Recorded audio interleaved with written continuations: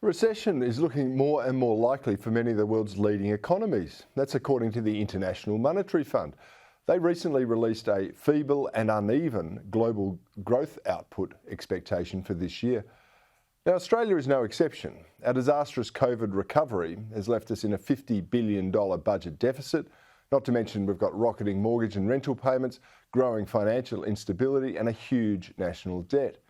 But apparently, Treasurer Jim Chalmers thinks we'll be okay. Maybe not great, but okay. Is he being a bit too naively optimistic? Well, joining me now is our business editor, Ross Greenwood.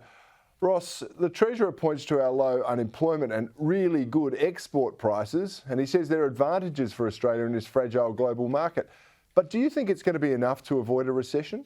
I think here probably it will be, and so long as those employment numbers hang on, remember that the government collects around half of its tax revenue each year from effectively PAYG taxpayers, and the reality is also that if those people are now getting pay rises as a result of inflation, many of them are being nudged up into a higher tax bracket through bracket creep, and so, the government is actually getting more money through the door. Just to give you a small example, Jim Chalmers handed down his first budget in October last year. Well, the accounts came out from the Department of Finance last Friday a week ago, which showed that the budget is improved by $20 billion since that time. So there's an extra $20 billion that the government's got that it didn't have then.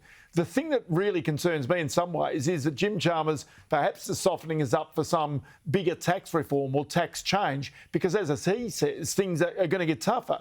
And Australia will slow down, there's no doubt about that. You can actually see this from some of the numbers from the International Monetary Fund, and it's also a 2 or 3 speed world at the moment. So if you just have a look at some of the numbers that came out from last night, the first thing you'll note is really that the developed world, and that is, the US, Europe and also the UK, they show a much softer outlook, really, than many of the developing economies. So the developing economies are going to do well. So this is India and China, Vietnam, Malaysia, these types of economies are going to do much, much better.